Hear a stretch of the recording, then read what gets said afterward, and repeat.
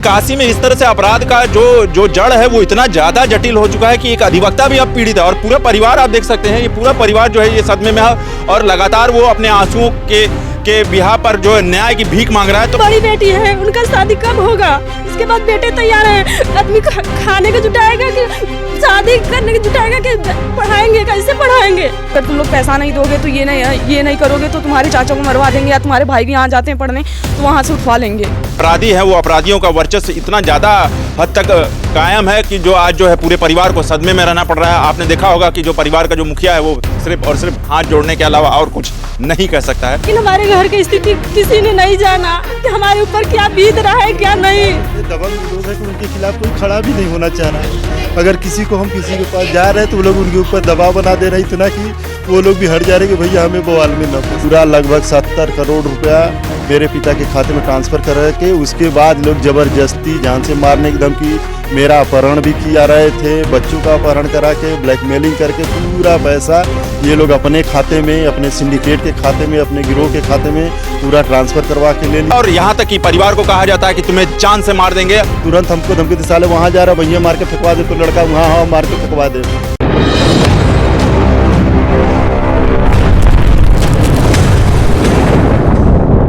CM योगी जो है न्याय के मसीहा कहे जाते हैं, लेकिन दिन पे दिन जो कॉलोनाइजर हैं, जो मीडिएटर हैं, जो दलाल हैं, उनका वर्चस्व कायम होता जा रहा है काशी में। और जिस तरह से अभी हमारे साथ एक यानी कि अभी मेरी जो मौजूदगी है वो DLW के पहाड़ी गेट क्षेत्र में है और ये जो परिवार आप पीछे देख रहे होंगे वो पूरी तरह से आहत है। और चूंकि लगातार इन परिवार को जो है वो लगातार जान से मारने की धमकी दी जा रही है। जान से मारने धमकी देने का कारण सबसे बड़ा ये है कि 70 करोड़ यानी कि 70 करोड़ 1, 2 लाख, 10 लाख, 20 लाख, 1 करोड़ नहीं, 70 करोड़ की ये जमीन के आवंटन को और जमीन को खरीदारी फरोख को लेकर ये एक तरीके से आपराधिक मामला कहा जा रहा है। और आपको हम बता दें जो विपक्ष का आदमी है वो मुस्लिम समुदाय से ये रखता है और आपको हम बता दें ये पूरा एक हिंदू परिवार है और हिंदू परिवार का जो है वो जमीन एक के बाद एक जो है वो रसूख और बल और बंदूक के दम पर जो है जमीन सारे ले ली जाती है। और यहाँ तक कि परिवार को कहा जाता है कि तुम्हें जान से मार देंगे। और अगर बच्चा रास्ते में जाता है, उनके बेटे बेटियां जाते हैं,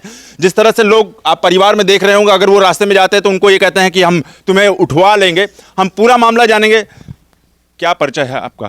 मेरा नाम उत्तम कुमार पटेल है। मैं पहाड़ी थाना मड़ुआ जिला वाराणसी का निवासी हूँ। मैं पेशे से अधिवक्ता भी हूँ। हमारी आरिफ अहमद, शकील उसके मामा, परवेज कादिर खान जिसके सगे मामा, सर्वेश सिंह, मनीष सिंह, वीरेंद्र सिंह, अशोक वर्मा, जय बहादुर पटेल, राम नरेश पटेल, मनोज पटेल, ये लोग पूरा एक गैंग बना के। ये लोग कौन है जिनका आपने नाम लिया? ये सब कॉलोनाइजर हैं, पेशे से सब कॉलोनाइजर हैं, सब पेशे से कॉलोनाइजर है। इन्होंने पूरा एक षड्यंत्र रच के हमारा मौजा पहाड़ी में स्थित 8 बीघा ज़मीन, 2 बीघा क्रियात में है चुनार की तहसील के अंतर्गत, पूरा 10 बीघा ज़मीन बेचवा कर अपने लोगों के नाम से बैनामा रजिस्ट्री कुल करवा कर पूरा लगभग 70 करोड़ रुपया मेरे पिता के खाते में ट्रांसफ़र कर के उसके बाद लोग ज़बरदस्ती जान से मारने की धमकी, मेरा अपहरण भी किया रहे थे, बच्चों का अपहरण करा के ब्लैकमेलिंग करके पूरा पैसा ये लोग अपने खाते में, अपने सिंडिकेट के खाते में, अपने गिरोह के खाते में पूरा ट्रांसफ़र करवा के ले लिए, पूरा और कैश ज़बरदस्ती निकलवा के लिए ले लिए। इसमें शकील, आरिफ अहमद, ये जो है कि परवेज कादिर खान, नाजिम, दिलनवाज खान और ये लोग कौन है? मतलब आप तो कॉलोनाइजर, आप बताएं क्या मतलब आपको 70 करोड़ की जमीन अगर वो ले लिए तो आपने कुछ नहीं कहा? हमने कई बार थाने पे हमने जो है कि सीपी महोदय को लगातार दरखास्त, लेकिन हमारी कोई नहीं सुने, क्योंकि अगर हम लोग कहीं जाते थे ही करते थे तो ये लोग हमारा रेकी करते थे, तुरंत हम लोग को रास्ते की करते थे, मतलब पीछा करते थे, अपने लोग को लगाए थे कि कहाँ जा रहा है, अगर कहीं जा रहा है, कहीं मिलने जा रहा है, तुरंत हमको धमकी दे, साले वहाँ जा रहा है भैया मार के फेंकवा दे, तो लड़का वहाँ मार के फेंकवा दे। अच्छा। सब पूरा ही करके आज भी मैं कचहरी जाता हूँ। मैं मोबाइल खरीदने गया था, उस मोबाइल के दुकान पे लोग फोन करवा के कह रहे हैं उससे बात कराओ। इतना हमारा रेकी। दर्शकों, ये अधिवक्ता समाज से आते हैं और अधिवक्ता का लगातार जो है शोषण। और अभी आपने हाल ही में देखा होगा वाराणसी में अधिवक्ता बनाम पुलिस की जो जिस तरह से लड़ाई हुई थी और जिस तरह से पुलिस को बैकफुट पे आना था। अब सोचिए काशी में इस तरह से अपराध का जो जड़ है वो इतना ज्यादा जटिल हो चुका है कि एक अधिवक्ता भी अब पीड़ित है और पूरा परिवार आप देख सकते हैं, ये पूरा परिवार जो है ये सदमे में है और लगातार वो अपने आंसुओं के बिहार पर जो है न्याय की भीख मांग रहा है। तो एक बात बताइए, एक के बाद वो आपसे जमीन लेता गया, लेकिन आपने कहा कि सीपी साहब के आपने आग्रह किया, तो सीपी साहब ने अभी तक कुछ नहीं किया। सीपी साहब ने जो कि 31/12 से हम लोग एप्लीकेशन देते सीपी साहब नहीं कर रहे थे। वो कोई जांच करने के लिए हम भेज दिए, जांच होगी तब FIR होगी, जांच होगी। यहाँ तक कि जब हमारे अधिवक्ता समाज द्वारा एकदम उस दिन एकदम गुस्से में हो गए 7 फरवरी को, तब जाके सीपी साहब ने आदेश किया कि ठीक है हम भाई FIR दर्ज करने का आदेश करवा दे रहे हैं। FIR दर्ज करने के जहाँ अपहरण, जान से मारने की धमकी, पैसा का गमन, सब कुछ ब्लैकमेलिंग, सब कुछ में आतंकवादी ग्रुप में फंसाने की धमकी देके पूरा ही हमको ब्लैकमेलिंग किया हुआ है। इसके मामा आरिफ सब कुछ जो पूरा एकदम सिंडिकेट है इन लोग का, वो ही करके तब जाके मात्र खाली हमारी FIR दर्ज की गई 2 धाराओं में कि इनके पैसे का गमन हुआ है।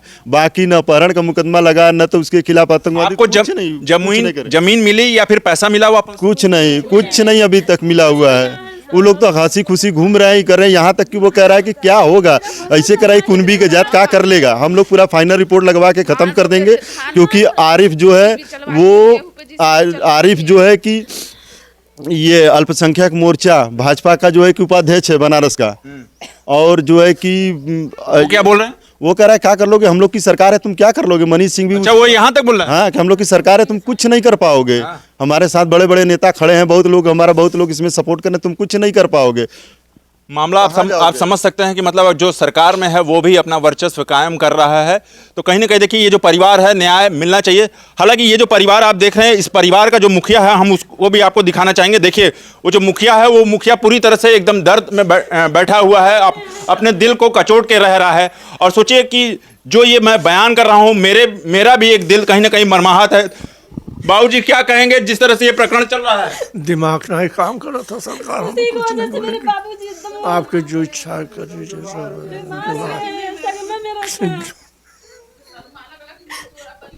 तो तस्वीरों में आप देख सकते हैं साफ तौर से कि मतलब किस तरह से जो परिवार का जो मुखिया है वो किस तरह से अब वो कह रहा है कि हमारा दिमाग नहीं काम कर रहा है। और घर की स्थिति आप देख लीजिए, घर की स्थिति ऐसी विडंबना है कि मतलब अब नहीं तब कभी भी घर गिर सकता है।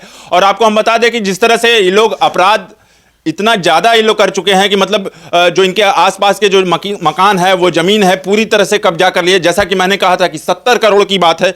और देखिए एक बात बताइए, आपके घर में एक बिटिया भी है, उसकी शादी कैसे करेंगे दहेज वहेज? सर बहुत दिक्कत है सर, क्या सोच के एकदम परेशान है हम लोग।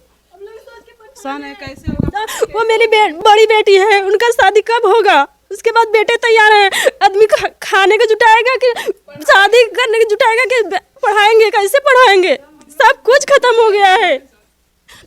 मेरे हाथ में वो ट्रांजैक्शन का पेपर है। देखिए हर ट्रांजैक्शन का जो जिन्होंने नाम इन्होंने लिया, जो वकील साहब ने जिन्होंने इसका नाम लिया, वो मुस्लिम समुदाय से रखता है। चूँकि मुस्लिम समुदाय में चूँकि वो एक सरकार का व्यक्ति है और भाजपा का सरकार में व्यक्ति है, और वो अपना गुंडई बतिया रहा है। और जिस तरह से आप परिवार में जिस तरह से CM योगी आदित्यनाथ एक के बाद एक न्याय दिलाते हैं। आपको हाल ही में सोशल मीडिया के माध्यम से एक खबर मालूम चली होगी कि लखनऊ में एक दिव्यांग बिटिया ने CM योगी से आग्रह लगाया था, तो और 24 घंटे के अंदर उसका जो मकान है उसको वापस दिलाया गया। तो हम चाहेंगे कि पूरी तरह से इस परिवार को न्याय मिले। एक बात बताइए, इतना संपत्ति होने के बाद भी आपको जर्जर स्थिति में रहना पड़ रहा है? सर वहाँ पे हम लोग रह रहे थे, बाबूजी हमारे के यहाँ पे JCB मत चलाओ, नहीं हम अथवा बलवाए JCB मत चलाओ। हाँ, तो फोन करा कि आपके बाबूजी हमको गरिया रहे हैं, यहाँ से हटा लीजिए, नहीं हम मार देंगे जान से। तो हम कौन बोला ये बात? वो अशोक वर्मा। हाँ,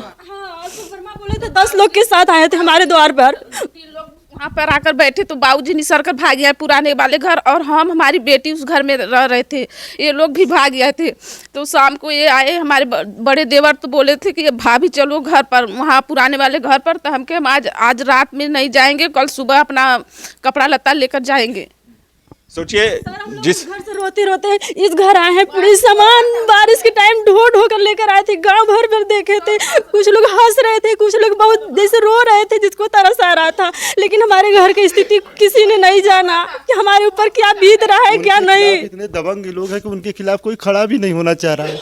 अगर किसी को हम किसी के पास जा रहे हैं तो वो लोग उनके ऊपर दबाव बना दे रहे, इतना कि वो लोग भी हट जा रहे कि भैया हमें बवाल में न फंसा, नहीं हम के लोग फंसा दी हैं, मरवा दी हैं। जिस तरह से CM योगी हिंदू हृदय सम्राट कहे जाते हैं, और उस तरह से अगर एक कोई मुस्लिम अगर वो सरकार में भी है, तो अगर इस तरह से अगर वर्चस्व कायम कर रहा है अपना, तो वो पूरी तरह से सिरे से गलत है।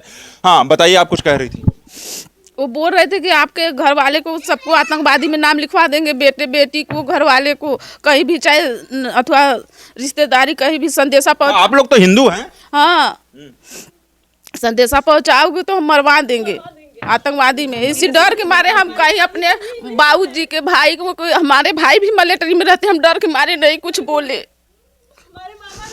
देखिए 1 2 3 4 5 6 7 करीब 8 से 9 16 लोगों का लगभग परिवार है और 1 से 2 कमरे में रह रहा है। आप सोचिए, जिसके पास इतना जमीन जायदाद होने के बावजूद भी वो चाहता तो वो रजवाड़े वाले स्थिति में रह सकता था, लेकिन जो अपराधी हैं वो अपराधियों का वर्चस्व इतना ज़्यादा हद तक कायम है कि जो आज जो है पूरे परिवार को सदमे में रहना पड़ रहा है। आपने देखा होगा कि जो परिवार का जो मुखिया है वो सिर्फ और सिर्फ हाथ जोड़ने के अलावा और कुछ नहीं कह सकता है। तो आप सोचिए कि इस परिवार का दुख जानने के बाद मुझे भी एक आंखों में आंसू आ जा रहा है। लेकिन चूंकि हम लोग एक मीडिया है, मीडिया के तहत ही अपना काम करते हैं, पत्रकार अपना एक भूमिका निभा सकता है कि उसकी परिवार की स्थिति जो है वो दिखा सकता है। तो सीएम योगी से मेरा पूरा आग्रह रहेगा, इस परिवार का दुख पूरी तरह से इसको सॉल्व करे, पूरी तरह से इसको हल करे। और जो अपराध है वो अपराध, जिस तरह से आप सीएम योगी आदित्यनाथ कहते हैं कि यूपी में अपराध मुक्त यानी कि जीरो टॉलरेंस की नीति होनी चाहिए, तो कहीं ना कहीं इस तरह से परिवार को जो जान से मारने की धमकी दी जा रही है, तो सबसे पहले इस परिवार को सुरक्षा मुहैया करा जाए कि उसकी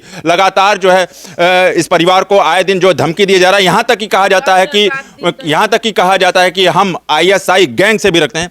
एक बात बताओ बिटिया, अपनी पढ़ाई कैसे पूरी करोगे जब ऐसा ही विवाद चलता रहेगा? सर जब कोई प्रोटेक्शन ही नहीं मिलेगा तो मैं पढ़ने ही कैसे जाऊंगी? अभी आप पढ़ाई नहीं कर पा रहे? नहीं सर, डेली हम कॉलेज नहीं जा पाते हैं, बस इसी डर के लिए कि कहीं किसी को किडनैप न करवा ले, किसी को मरवा न दें। हमेशा यही कहते थे कि अगर तुम लोग पैसा नहीं दोगे तो ये नहीं करोगे तो तुम्हारे चाचा को मरवा देंगे, या तुम्हारे भाई भी यहाँ जाते हैं पढ़ने तो वहाँ से उठवा लेंगे। मैं एक बार फिर से सीएम योगी आदित्यनाथ से आग्रह करूंगा कि कृपया इस परिवार को बिल्कुल न्याय मिलना चाहिए। तो देखते रहिए उत्तम सवेरा न्यूज में हूं अशोक पांडे, धन्यवाद।